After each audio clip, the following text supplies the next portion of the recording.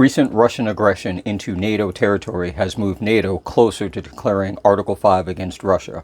This is Urban Sentinel, and let's get into it. Russia has entered into a phase of hybrid escalation, primarily through deliberate low-level incursions into NATO airspace.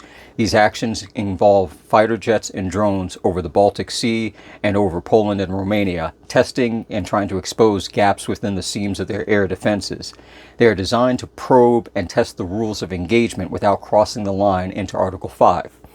This aggression extends into the electromagnetic spectrum in terms of targeting critical infrastructure, communications, the worldwide global navigation satellite systems that can affect civilian aviation as well within the area. Suspected sabotage operations against logistic hubs can create disruptions within the military mobilization in their efforts along the eastern flank. Now, Russia, Belarus, and India just recently finished a joint Zapad 2025 military exercises conducted in Belarus, and it served as a crucial signal for Moscow's future war planning against NATO.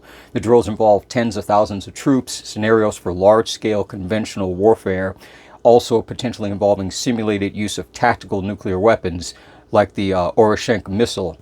The overall strategic goal is to show political opponents aggression, intimidate the European populations, exploit the divisions amongst the different NATO allies by raising the fear of a wider war that could involve them. So Russia seeks to reduce the possibility of other nations getting involved with them against Ukraine.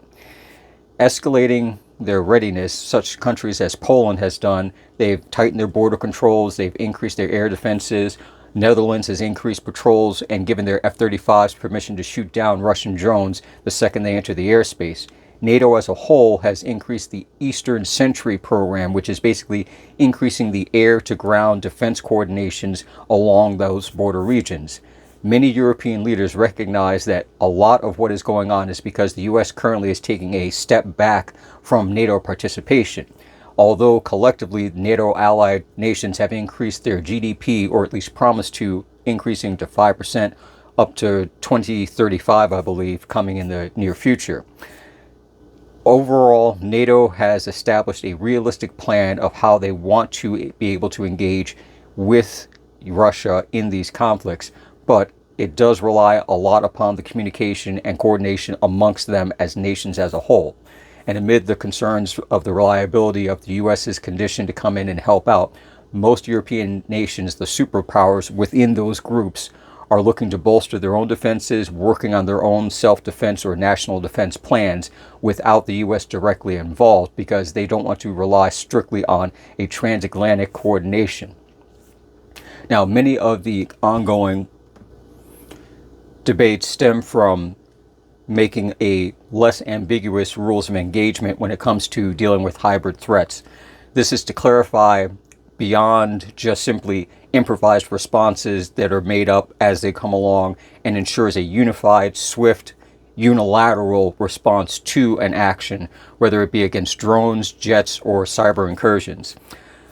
Amid their concerns, the reliability with the United States and the rest of the EU bolstering their defenses, they're looking into the numerous ways to which attacks could come forward, and making the qualifications for Article 5, because it does require all 32 NATO members to uniformly and unifiedly agree upon that. So defining what an armed attack is against one or more members is what they are looking at to rework.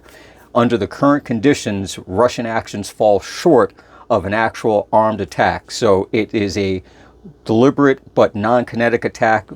It's nothing that is massive or causing extensive collateral damage or loss of life, or a direct attack against major infrastructure systems. Effectively speaking, the small attacks that are occurring now don't quite fit the bill. They come close, but not quite. With that being said, many of the attacks could in the immediate future be carried out by non-state actors, individuals or groups that can't officially be directly connected to Russia. Therefore, even if their actions cause a large amount of collateral damage, technically it wasn't Russia that did it. And with that being said, there's also key information that should be looked at with regards to how these non-state actors, these independent operators, may or may not be within those regions as a whole as it is. So, as an example, Poland has increased its border security. It's been stopping and preventing a lot of illegal entry along its borders from migrants coming in, which by coincidence, many of the migrants are fighting age men from the Middle East, Asia, and Africa. And it's entirely plausible that many could be potential sleeper agents or terrorist groups or active military intelligence people from Iran, China, South Africa, simply because of the BRICS nation alliance that is with Russia. And this would give them an advantage should NATO as a whole do something directly against Russia, because the Article 5 still is not an automatic thing. After the votes are done, they have to make the determination on how they're going to respond. Even if they have something laid out, they can't actually officially do anything until basically all the votes are in. Now, with that, you're going to have resource fragmentation, because the supply chain disruption in the expanding conflict would fracture that global trade, because many shipping and receiving ports aren't going to be active. Air flights, water over marine time, even land areas are going to be highly restricted depending upon how far this conflict goes.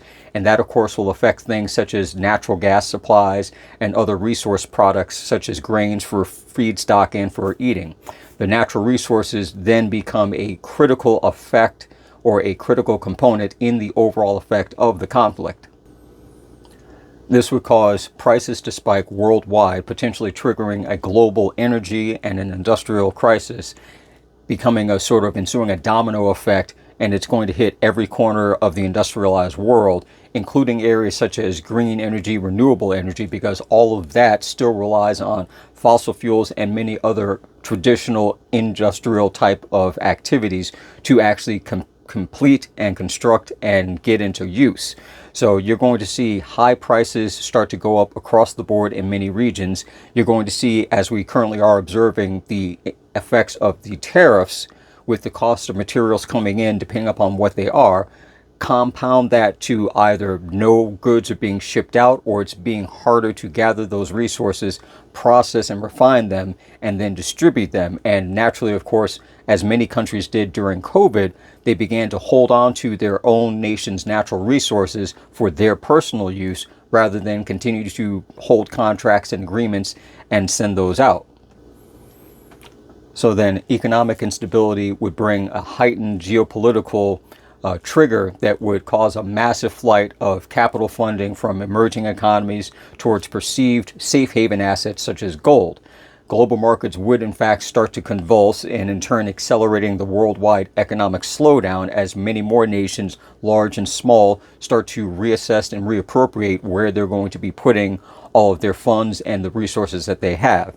And of course, the increase of NATO defense spending is going to be without regards to the actual situation going on. They're going to still need to increase that spending.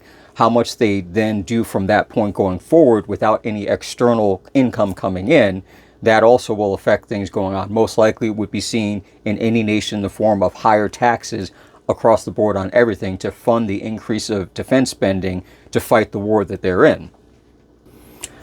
Now, AI can become another factor in this expanded conflict, and it would normalize and to one extent intensify the state-sponsored global war on cyber warfare.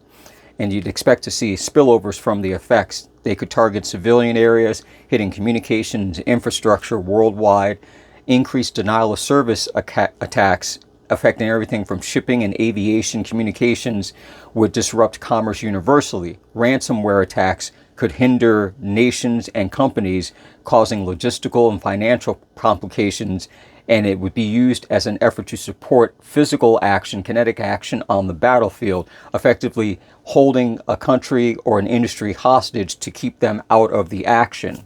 Now, while this may seem like a long laundry list of things in the circumstances that are going on, you have to keep in mind many of these things are already in play. They're happening in different areas at different levels. It's just a determination from NATO's perspective what they hit as the maximum limit and how they choose to respond by it. And with that being said, as we know, everything can change in a minute. We're not sure exactly what's going on. These things are constantly evolving.